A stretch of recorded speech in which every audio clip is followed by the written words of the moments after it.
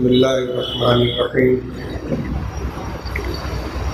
الحمد للہ نحمده ونستعینه ونستغفره ونؤمن به ونتوکل علیہ ونعوذ باللہ من شرور انفسنا ومن سیئات اعمالنا من یهده اللہ فلا مضل له ومن یضلل فلا هادی له ونشهد أن لا إله إلا الله وحده لا شريك له ونشهد أن سيدنا ومولانا محمدا عبده ورسوله صلى الله تبارك وتعالى عليه وعلى آله وصحبه وبارك وسلم تسليما كثيرا أما بعد فأعوذ بالله من الشيطان الرجيم بسم الله الرحمن الرحيم قل إن كنتم تحبون الله فاتبعوني يحببكم الله ويغفر لكم ذنوبكم صدق الله العلي العظيم. محترم بزرگوں، عزیزوں اور بھائیوں، سیرت طیبہ کا یہ 10 روزہ پروگرام اپنے دلوں میں نبی کریم صلی اللہ تعالی علیہ وسلم کی مبارک زندگی اور آپ کی سیرت اور آپ کی تمام تعلیمات اور ہدایات کو اختصار کے ساتھ اپنے دامن میں سمیٹے ہوئے.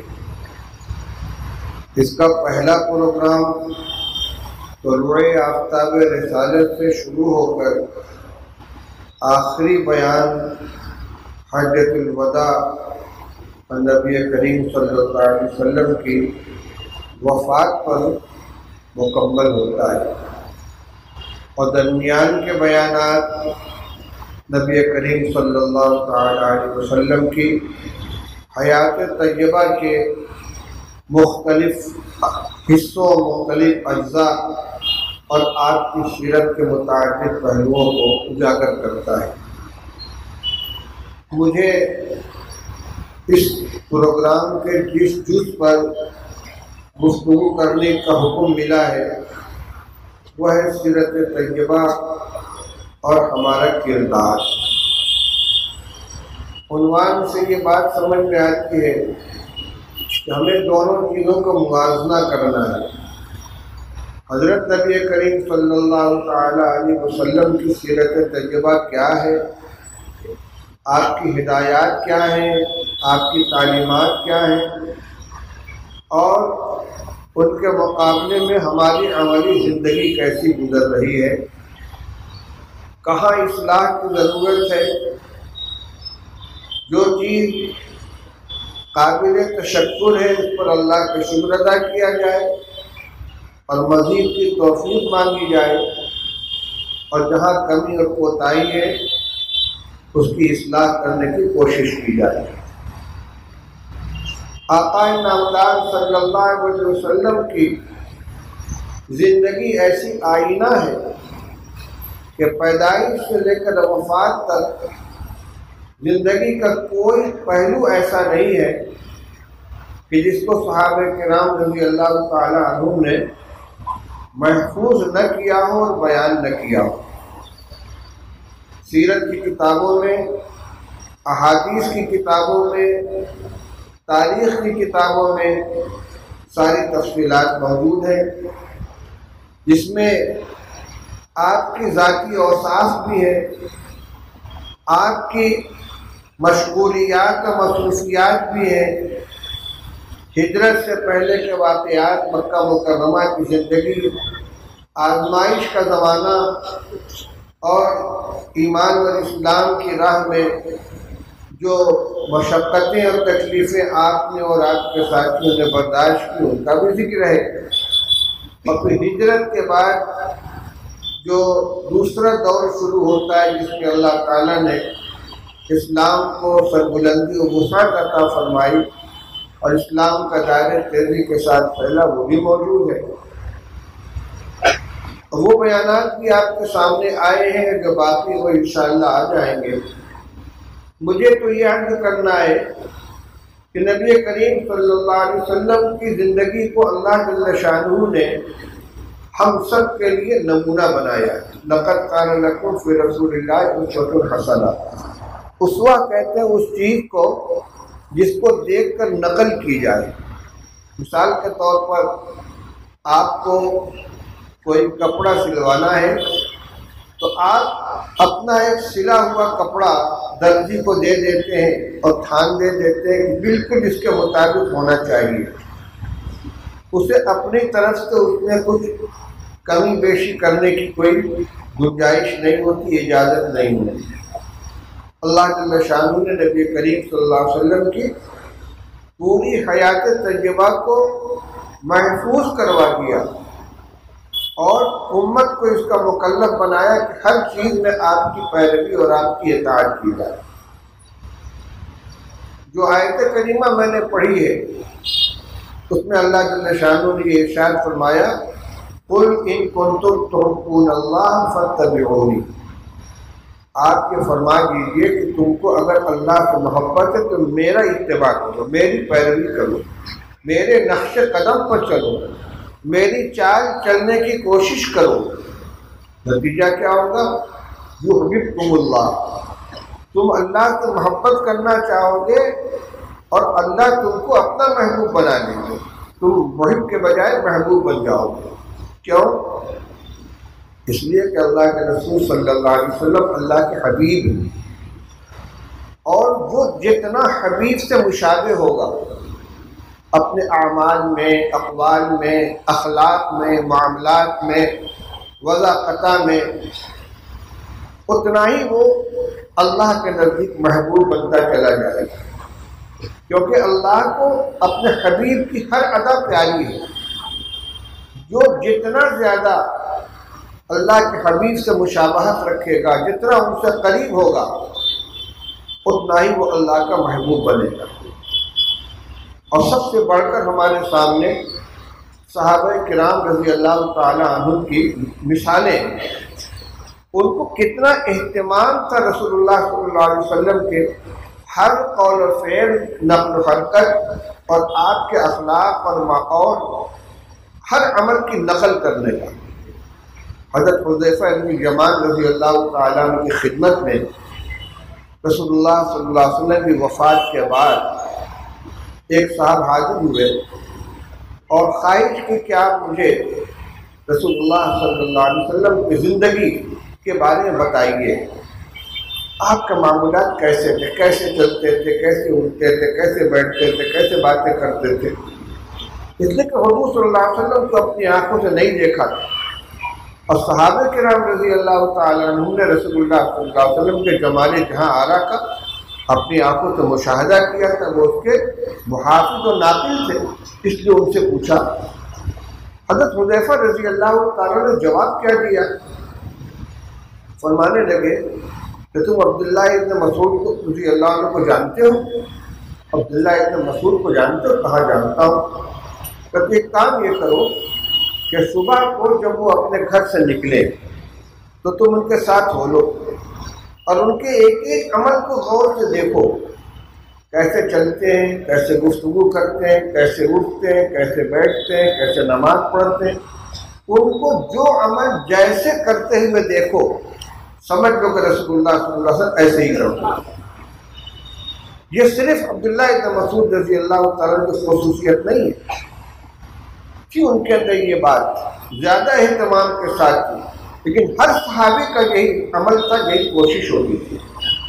حضرت عبداللہ ابن عمر رضی اللہ تعالیٰ عنہ کے بارے میں طلبہ اور اساتذہ کے درمیان یہ بات معروف ہے کہ وہ رسول اللہ صلی اللہ علیہ وسلم کے ان اعمال کی بھی اہتمام کے ساتھ پیروی کرتے تھے جو آپ نے عادتاً یا اتفاقاً کر لیا ہو. سفر میں رسول اللہ صلی اللہ علیہ وسلم مدینہ طیبہ سے روانہ ہوئے مکہ مکرمہ جانے کے لیے. راستے میں جہاں رسول اللہ صلی اللہ علیہ وسلم نے قیام فرمایا ہے وہاں قیام کرتے ہیں، جس جگہ نماز پڑھی وہاں نماز پڑھتے ہیں. جس جگہ آپ نے استنجا کیا وہاں جا کے استنجا کرتے ہیں، جس جگہ وضو کیا وہاں وضو کرتے ہیں اہتمام کے ساتھ، اور حوالہ کیا یہاں میں نے رسول اللہ صلی اللہ علیہ وسلم کو یہ عمل کرتے ہوئے دیکھا ہے، کیونکہ محبت تھی رسول اللہ صلی اللہ علیہ وسلم کے ساتھ، اتباع کا جذبہ تھا۔ حالانکہ علماء فرماتے ہیں کہ یہ کوئی آپ کا عمل بالارادہ نہیں تھا، سفر کے درمیان جہاں رات ہو گئی وہاں آرام کر لیا، جہاں جس نماز کے وقت وہاں وہ نماز پڑھ لی، جہاں ضرورت کی تک کا تقاضا وہ ضرورت پوری کر لی۔ لیکن عبداللہ ابن عمر رضی اللہ عنہ، میں نے رسول اللہ صلی اللہ علیہ وسلم کو جو عمل جیسے کرتے دیکھا ویسے کروں گا۔ روایات سے یہاں تک معلوم ہوتا ہے کہ سفر کے درمیان جا رہے ہیں، ایک جگہ پڑاؤ ڈالا کسی درخت کے نیچے، سامنے مسجد نظر آ رہی ہے اور لوگ جا رہے ہیں کہ وہاں نماز ہم پڑھیں گے، سمجھنا حضور نے یہاں نماز پڑھی تو میں یہاں نماز پڑھوں گا۔ اب مسئلہ کیا ہے؟ مسجد چھوڑ کر درخت کے نیچے نماز پڑھنے کی کیا حیثیت ہے؟ یہاں جذبہ دیکھنے کی بات ہے، میں نے یہاں حضور کو نماز پڑھتے ہوئے دیکھا اس لیے میں یہی نماز پڑھوں گا۔ تو میرے بھائیوں، اللہ نے ان کو اتنا اونچا مقام عطا فرمایا کہ زندگی ہی میں رضی اللہ عنہ و رضوا عنہ کا پروانہ ان کو مل گیا، یہ اللہ ان سے راضی ہے، یہ اللہ سے راضی ہے۔ نہ کسی خاندان کی بنا پر، نہ کسی نسب کی بنا پر، نہ کسی نام کی بنا پر، اسی لیے کہ نبی کریم صلی اللہ علیہ وسلم کے وہ کامل نمونہ بن گئے تھے، عمل جو عمل آپ کا دیکھا اس کی پیروی کرتے تھے۔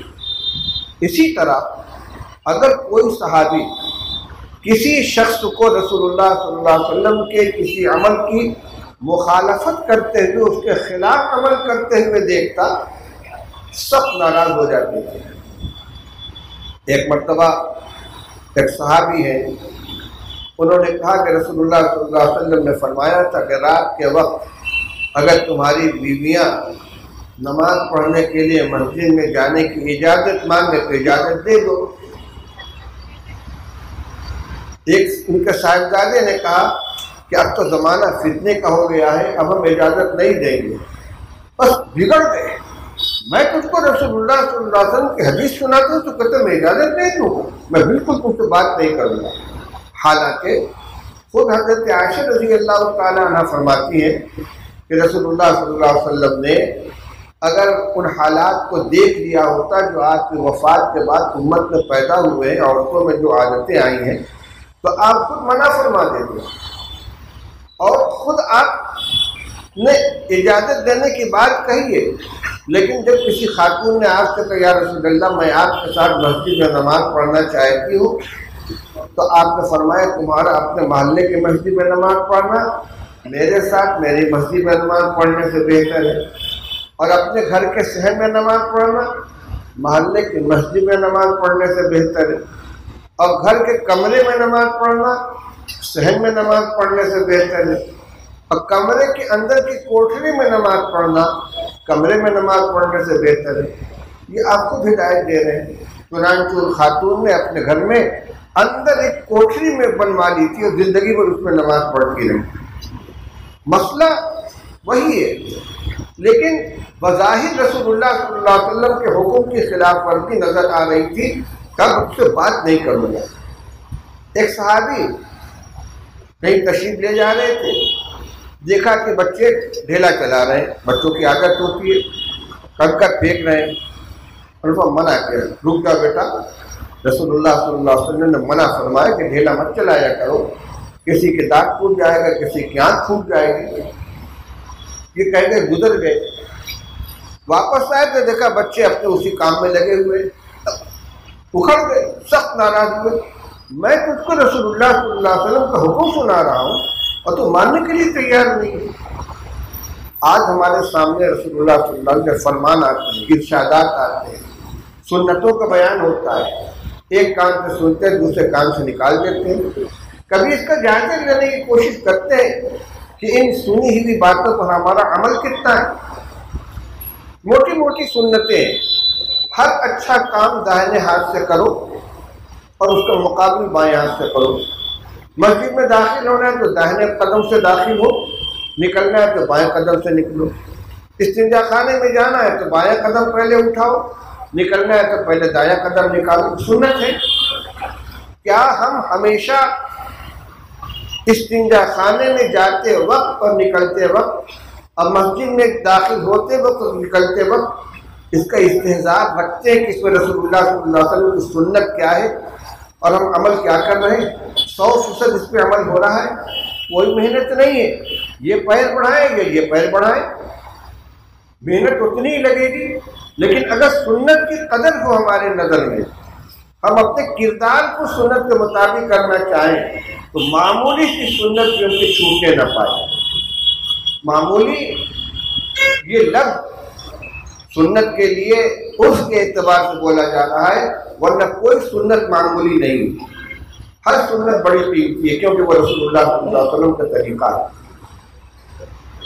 دوسری بات، سنت کا تعلق صرف اعمال سے نہیں ہے بلکہ اخلاق سے، معاملات سے بھی۔ حضرت نبی کریم صلی اللہ علیہ وسلم نے ایک مرتبہ اپنے خادم خاص حضرت انس رضی اللہ تعالیٰ سے ارشاد فرمایا، یا بنیا ان قدرت ان تصبح وتمسی ولیس فی قلبک غش لأحد فافعل۔ اے میرے پیارے بیٹے، اگر تم سے ہو سکے تو تم اس طرح صبح و شام کرو کہ تمہارے دل میں کسی کی طرف سے کدورت نہ ہو، دل ہر ایک کی طرف سے بالکل صاف ہو۔ بات ہو گئی۔ پھر یا بنیا ذالک من سنتی، یہ میری سنت ہے، یہ میرا طریقہ ہے۔ ومن احب سنتی فقد احبنی، اور جس نے میری سنت سے محبت کی اس نے مجھ سے محبت کی۔ ومن احبنی کان معی فی الجنہ، اور جس نے میری سنت سے محبت کی اور جس نے مجھ سے محبت کی وہ میرے ساتھ جنت میں جائے گا۔ اب یہ دیکھیے، یہ قلبی کیفیت ہے، بظاہر ہاتھ پیر سے کرنے والا کوئی عمل نہیں ہے، لیکن اپنے دل کو ہر ایک کی طرف سے صاف رکھنا کہ دل میں کسی کی طرف سے کدورت نہ ہو، یہ آقا کی سنت ہے، اس سنت پہ عمل کرنا ہے۔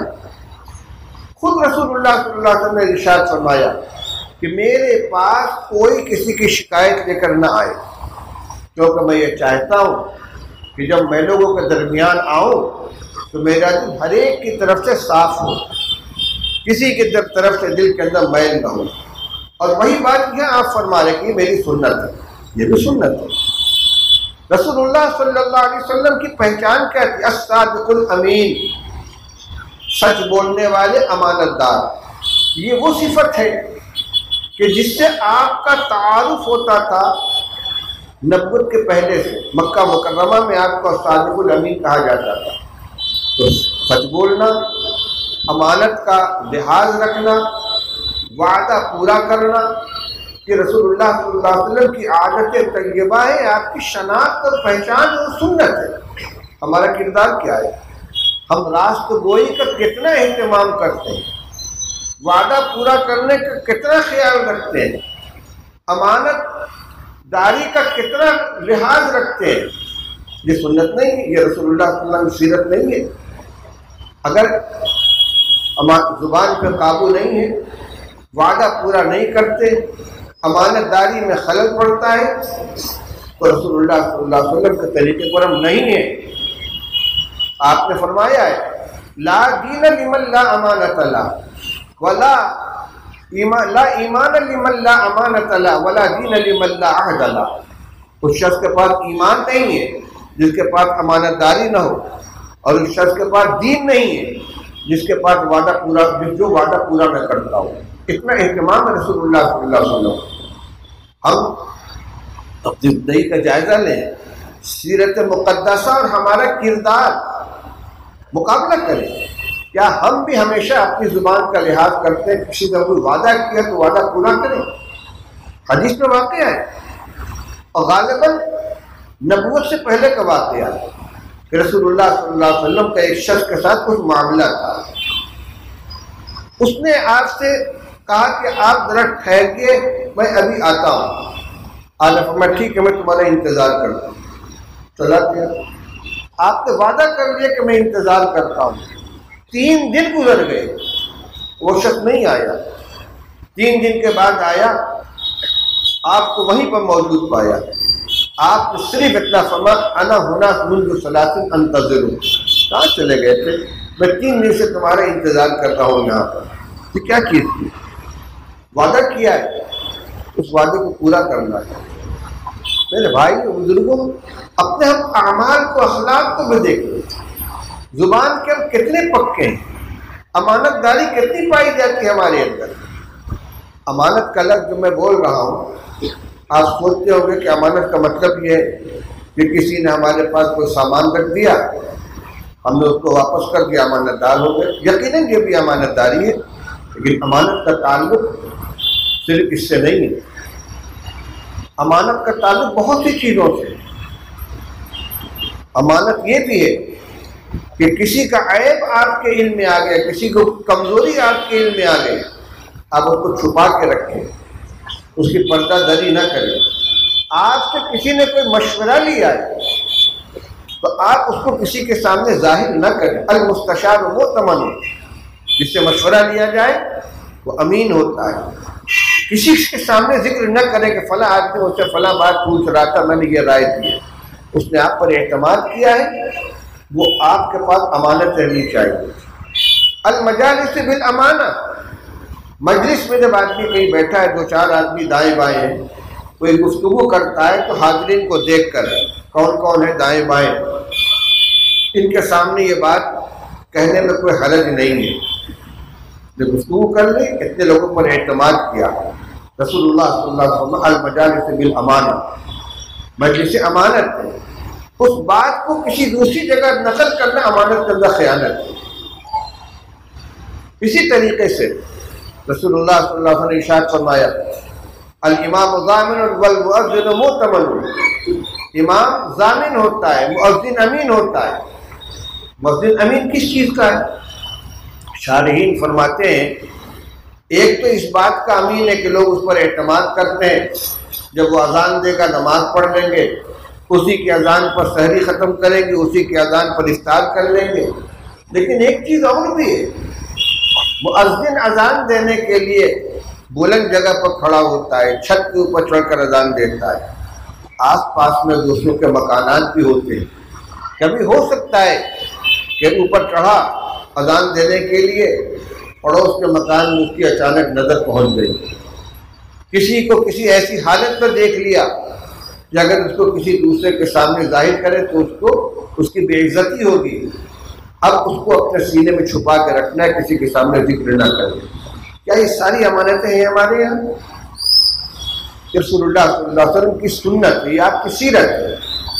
صادق، سچ بولنا، کتنا اہتمام تو رسول اللہ صلی اللہ علیہ وسلم نے کہ مذاق کے اندر بھی، کبھی غصے میں بھی، کبھی غلط بات آپ کی زبان سے نہیں نکلی۔ رسول اللہ صلی اللہ علیہ وسلم تشریف فرمائے، ایک خاتون نے ایک بچے کو مخاطب فرمایا تعال اوتک شیئا، ادھر تم کو چیز دوں گی، تعال اوتک شیئا، اب تم کو چیز دوں گی۔ رسول اللہ صلی اللہ علیہ وسلم ماذا اردت ان تعطی، جب تم نے یہ جملہ کہا تھا تو تمہاری کیا نیت تھی اس کو دینے کی؟ ان کا اردت ان اعطی تمرۃ، میری نیت یہ تھی کہ وہ آئے گا تو اس کو ایک چھہارا دوں۔ اما انک لو لم تعطی لکتبت علیک کذبۃ، اگر تم نہ دیتی تو تمہارے نام اعمال میں ایک جھوٹ لکھا جاتا۔ اب ہم جانتے ہیں کہ یہ بھی کوئی جھوٹ ہے، یہ رسول اللہ صلی اللہ علیہ وسلم کی آپ صادق ہے تو ہر چیز کے اندر صداقت، امانت ہے آپ تو ہر چیز کے اندر امانت، وعدہ ہے تو وعدہ خلا وعدہ کے وفا کرنا ہر چیز کے اندر ہے۔ ہم ابھی عادات کی بات کر رہے ہیں، الحمدللہ مجمع دیندار لوگوں کا ہے، انشاءاللہ سارے لوگ نماز بھی پڑھتے ہوں گے، آپ کی آنکھوں کی ٹھنڈک نماز میں ہے، اس لیے اس کا تو کچھ تصور ہی نہیں ہے کہ کوئی شخص اللہ کے رسول صلی اللہ علیہ وسلم کے ساتھ محبت رکھتا ہو اور وہ نماز کی پابندی نہ کرے، وہ قرآن کی تلاوت نہ کرے۔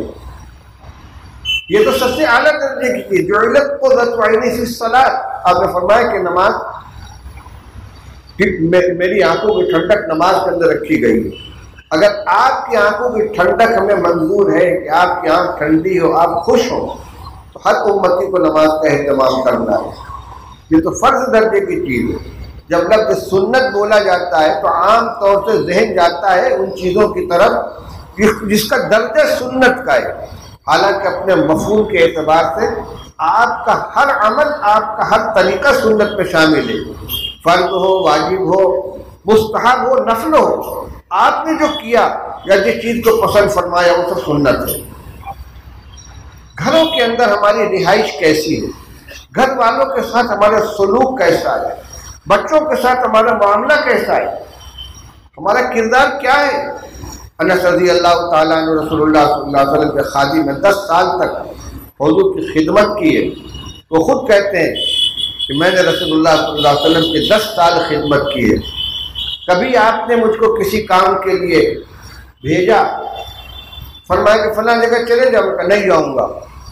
بچوں کی عادت ہوتی ہے ناز کرنے کی، فرماتے حالانکہ میرے جی میں یہ بات ہوتی تھی کہ کروں گا لیکن کہ نہیں کروں گا، پھر چلا جاتا تھا۔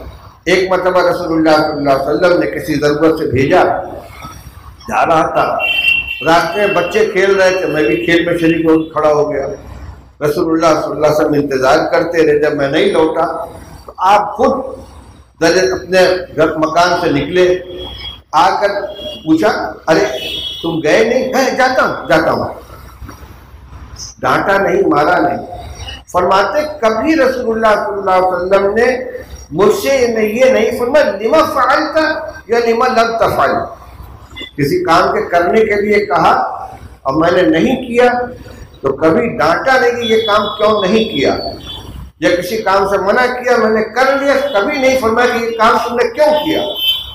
بچے کے ساتھ کی شفقت رسول اللہ صلی اللہ علیہ وسلم۔ گھر میں آپ حضرت عائشہ رضی اللہ تعالیٰ عنہ کسی نے پوچھا کہ رسول اللہ صلی اللہ علیہ وسلم گھر میں کیا معمول تھا؟ فرمایا گھر میں آتے تھے، گھر والوں کے کام میں ہاتھ بٹا دیتے تھے، بکری کا دودھ نکال لیتے تھے، اپنا کپڑا سل لیا کرتے، چپل کی مرمت کر لیتے تھے، لیکن جو ہی اذان ہوتی تھی اس طریقے سے اٹھ کر چلے جاتے جیسے ہم کو پہچانتے بھی نہ ہو۔ گھر کا کام کاج میں ہاتھ بٹا دینا، گھر والوں کی مدد کر دینا شان نہیں گھٹتی، یہ سنت ہے رسول اللہ صلی اللہ علیہ وسلم۔ آپ کا طریقہ ہے، آپ نے عمل کر کے ہم کو سکھلایا ہے، ہم کو اس کی تعلیم دی ہے۔ میرے بھائی اور بزرگوں، ہر عمل میں نبی کریم صلی اللہ علیہ وسلم کی سنت کی ہمیں پیروی کرنی چاہیے، اس کی نقل کرنے کی کوشش کرنی چاہیے۔ اس سے ہم اللہ کی نظر میں محبوب بنیں گے، اللہ کی نظر میں پیارے بنیں گے، ہمارے مسائل اس سے حل ہوں گے۔ رسول اللہ صلی اللہ علیہ وسلم کی عادت ہے، حدیث میں موجود ہے، شمال ترمذی کی روایت ہے کہ کبھی رسول اللہ صلی اللہ علیہ وسلم نے کھانے میں عیب نہیں نکالا، پسند آیا کھا لیا، نہیں پسند آیا چھوڑ دیا۔ آج کیا ہے، اگر کھانے میں ذرا سا نمک زیادہ ہو گیا، لذت خراب ہو گئی، شوہر نامدار جلال میں آ جاتے، کھانا بنائے کیا ہے، پھینک دیا اٹھا کر، رکھا بھی اڑا دیا، ڈانٹ ڈپٹ آسمان سر کو اٹھا لیا۔ کبھی بھی رسول اللہ صلی اللہ علیہ وسلم کھانے میں عیب نہیں لگایا، فرمایا کہ پسند آیا کھا لیا، نہیں پسند آیا چھوڑ دیا۔ یہ بھی تو سنت ہے رسول اللہ صلی اللہ علیہ وسلم کی، ہر چیز میں ہمیں نظر رکھنی ہے۔ کھانے کا طریقہ حضرت عمر ابن ابی سلمہ رسول اللہ صلی اللہ علیہ وسلم کے ربیب ہیں۔ جب حضرت ام سلمہ رضی اللہ عنہ بیوہ ہو گئیں اور اسے رسول اللہ صلی اللہ علیہ وسلم نے نکاح فرمایا تو یہ عمر ابن ابی سلمہ چھوٹے سے بچے تھے، ان کی پرورش حضور کے گھر میں ہوئی ہے۔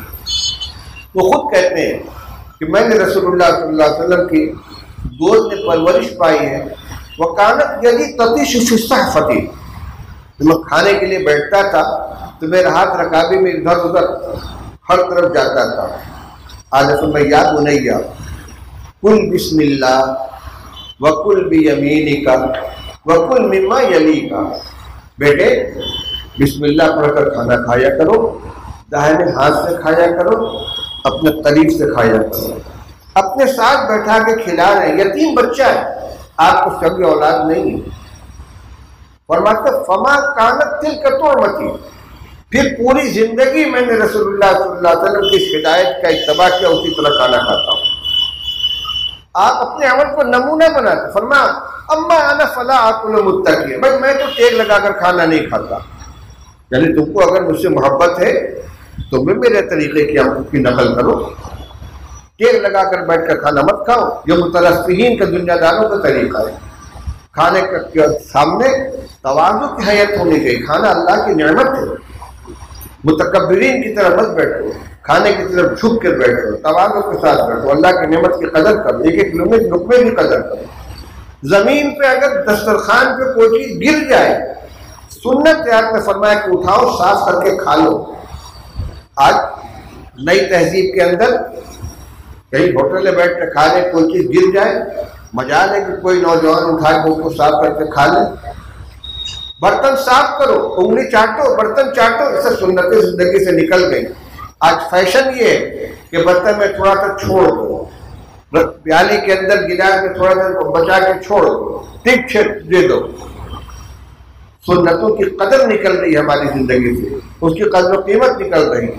حالانکہ ایک ایک سنت انتہائی قیمتی ہے. سنت زندگی میں رہے گی، اللہ کی مدد آئے گی. بندہ اللہ کے نبی صلی اللہ علیہ وسلم کی خدمت میں مقبول ہوگا، محبوب بنے گا، اور اللہ کی نظر میں محبوب بنے گا. تو ہمارا قول ہو، فعل ہو، ہمارا کردار ہو، ہر چیز میں اس کی نقل ہونی چاہیے. اسی طرح نبی کریم صلی اللہ علیہ وسلم نے مختلف اوقات کی دعائیں سکھلائیں، اذکار سکھلائیں. حضرت عائشہ رضی اللہ تعالیٰ عنہ کی روایت ہے، کان رسول اللہ صلی اللہ علیہ وسلم یذکر اللہ فی کل احیانہ. نبی کریم صلی اللہ علیہ وسلم ہر وقت اللہ کی دعا، اللہ کا ذکر کیا کرتے تھے. فی کل احیانہ، ہر وقت اللہ کا ذکر کرتے تھے. کیا معنی ہے؟ ہمارے استاد حضرت مولانا سید فخر الدین صاحب مراد آبادی رحمۃ اللہ علیہ، جو پہلے مدرسہ شاہی کے شیخ الحدیث رہے مدت تک، پھر دارالعلوم میں حضرت مدنی رحمۃ اللہ علیہ کے انتقال کے بعد وفات تک انہوں نے وہاں بخاری شریف پر درس دیا، ہم نے بھی ان سے پڑھا ہے. اس روایت کی شرح کرتے ہوئے فرمایا یہاں احیان سے احیان متواردہ مراد ہے. احیان متواردہ کا کیا مطلب ہے؟ یعنی جتنے حالات طاری ہوتے تھے، ہر حال کے لیے کوئی ذکر ہے. کان یذکر اللہ حین یاکل وحین یشرب وحین ینام وحین یستیقظ وحین یدخل وحین یخرج. جب کھانا کھانے کے لیے بیٹھتے تھے تو اللہ کا ذکر کرتے، فارغ ہوتے تو اللہ کا ذکر کرتے، مسجد میں داخل ہوتے تو اللہ کا ذکر کرتے، مسجد سے نکلتے تو اللہ کا ذکر کرتے، سونے کے لیے بستر پر جاتے تو اللہ کا ذکر کرتے، بیدار ہوتے تو اللہ کا ذکر کرتے. یہ بھی رسول اللہ صلی اللہ علیہ وسلم کی سنت ہے. یعنی کچھ سنن قولیہ ہیں، کچھ سنن فعلیہ ہیں. جو سنت، جو دعائیں رسول اللہ صلی اللہ علیہ وسلم کرتے تھے، اور یا جو آپ نے خود ہدایت دی ہے یہ دعا کرو، یا خود پڑھ کر آپ نے بتلائی ہے، وہ آپ کی سنت میں شامل ہے. ہمیں دیکھنا چاہیے کہ ہم اس پر کتنا عمل کرتے ہیں. علم کی کمی نہیں ہے، سب جانتے ہیں کہ مسجد میں داخل ہوتے وقت کیا دعا پڑھنی چاہیے. بسم اللہ والصلاۃ والسلام علی رسول اللہ، اللہم افتح لی ابواب رحمتک. نکلتے وقت بسم اللہ والصلاۃ والسلام علی رسول اللہ، اللہم انی اسألک من فضلک. دعا سب کو یاد ہے، مختصر، بغیر ابتدائی جز کے، صرف اللہم افتح لی ابواب رحمتک. اگر پوچھا جائے کیا دعا سب بتا دیں گے، لیکن کیا ہر آدمی ہمیشہ مسجد میں داخل ہوتے وقت دعا پڑھنے کا اہتمام کرتا ہے؟ ہمیشہ نکلتے وقت دعا کا اہتمام کرتا ہے؟ استنجا خانے میں جانے کی اور نکلنے کی جو عملی سنت ہے کہ بائیں قدم سے داخل ہو، دائیں قدم سے نکلو، داخل ہونے سے پہلے اللہم انی اعوذ بک من الخبث والخبائث، نکلنے کے بعد غفرانک الحمدللہ الذی اذھب عنی العذاب وعافانی. یہ دعا پڑھو. کیا 100% ہم اس پر عمل کرتے ہیں؟ علم ہے، عمل نہیں ہے. اس سیرت پاک کے اس جلسے کا مقصد یہی ہے کہ ہم سیرت سے اپنے عمل کا موازنہ کریں کہ حضور نے کیا تعلیم دی ہے اور ہم کتنا اس کے اوپر عمل کر رہے ہیں، کہاں کہاں خلا پایا جاتا ہے. عمل کے وقت یاد کرنا چاہیے. مسجد میں داخل ہو رہے قدم رک جائے اندر پہنچ، جب تک کہ اس کا استحضار نہ ہو کہ ہم کون سے قدم سے آگے جا رہے ہیں، اچانک قدم نہیں اٹھنا چاہیے. اور ایسی پختہ عادت ہو جانی چاہیے کہ الٹا قدم مسجد میں داخل ہی نہ ہو. جب تک کہ صحیح سنت کے مطابق عمل نہ ہو۔ دعا پڑھے بغیر قدم آگے نہ بڑھو، نکلنے کے بعد دعا پڑھے بغیر آگے نہ جا سکتے۔ ہر موقع کی دعا، بستر پر جاتے کتنے لوگ ہیں جو سونے کی روٹی کی دعائیں پڑھتے ہیں؟ دعا ہے، یہ سنت ہے کہ نہیں؟ جو دعا رسول اللہ صلی اللہ علیہ وسلم سونے کے وقت پڑھتے تھے اور جو اٹھنے کے وقت پڑھتے تھے وہ آپ کی سنت ہے۔ بستر پر جاؤ، متعدد دعائیں، ایک دو نہیں۔ اللہم بسمک اموت واحیا، بسمک ربی، بسمک ربی وضعت جنبی وبک ارفعہ فإن امسکت نفسی فاغفرها له فاغفرها وإن ارسلتها فاحفظها بما تحفظ به عبادك الصالحین۔ حدیث کی کتابوں میں دعا موجود ہے۔ اے اللہ تیرے نام سے اپنا پہلو بستر پہ ڈال رہا ہوں اور تیرے ہی نام سے پھر اٹھاؤں گا، میری جان تیرے قبضے میں ہے، اگر تو اسے اپنے پاس روک لے تو اس کی مغفرت فرما دیجیے گا، اور اگر آزاد کر دے تو وہی حفاظت فرمائیے۔ کتنی جامع دعا ہے۔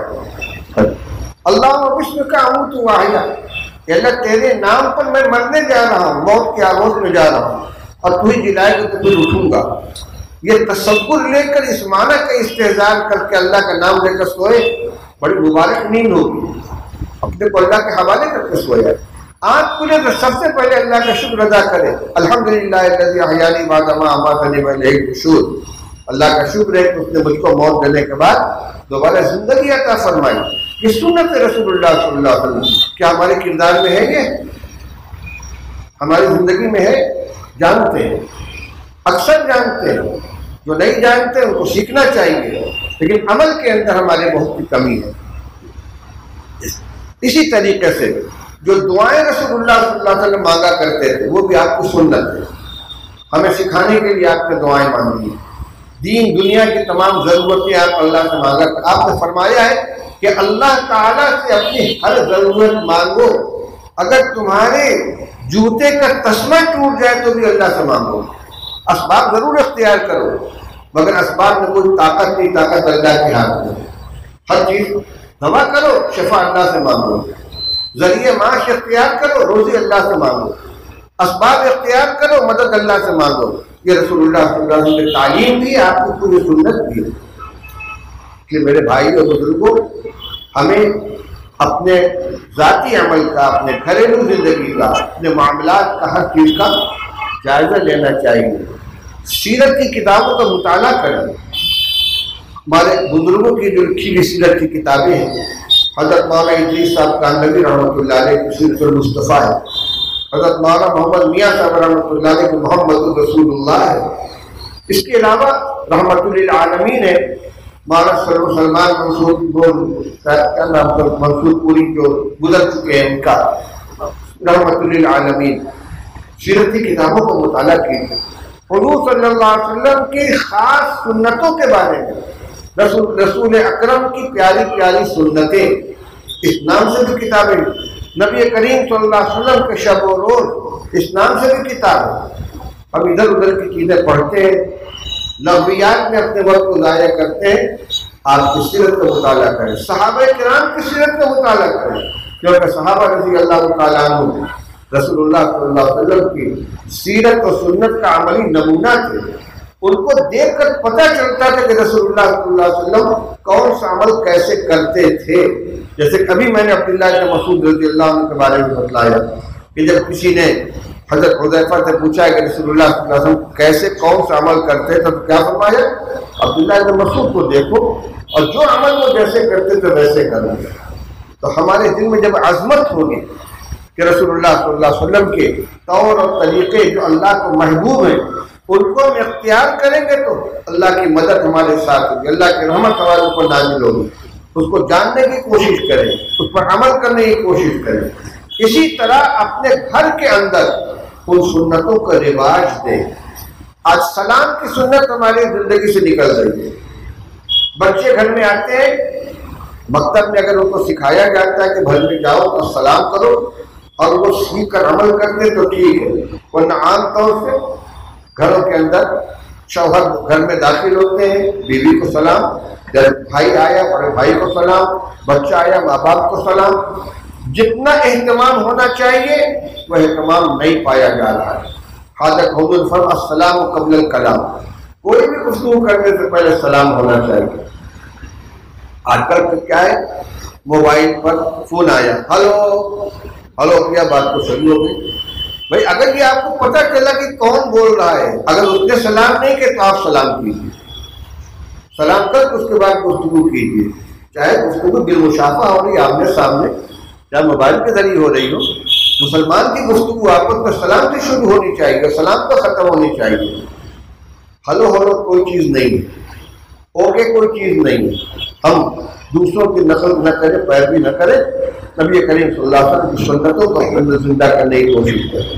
اپنی بضاقتہ، اپنا لباس، اپنی نشست و برخاست سنت کے مطابق بنانے کی کوشش کریں. جو نہیں جانتے اس کے بارے میں علماء کرام تو پوچھیں، معلوم کریں.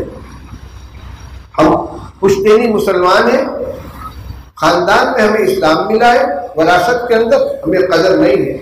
لیکن اگر کوئی نوجوان کفر چھوڑ کر اسلام میں داخل ہوتا ہے اسلام کی محبت کے ساتھ، بسا اوقات علماء سے وہ سوال کرتا ہے، ان کو پتہ نہیں چلتا کہ اس کا جواب کیا دیں.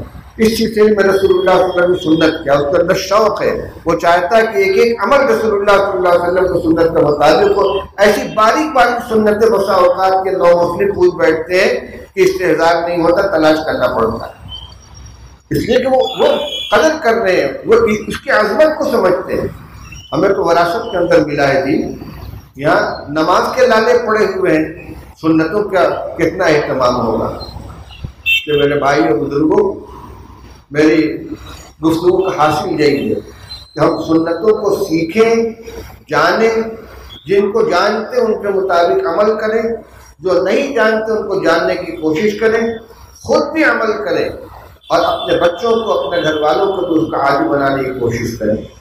بس میں بہت زیادہ لمبے گفتگو کرنے کا عادی بھی نہیں ہوں اور نہ اس کا تحمل ہے، اس لیے میں اپنی گفتگو ختم کرتا ہوں. اللہ تعالیٰ ہم سب کو عمل کی توفیق عطا فرمائے. آپ حضرات تشریف رکھیں، جو آپ کا معمول ہے وہ پورا ہوگا. وآخر دعوانا الحمد للہ رب العالمین.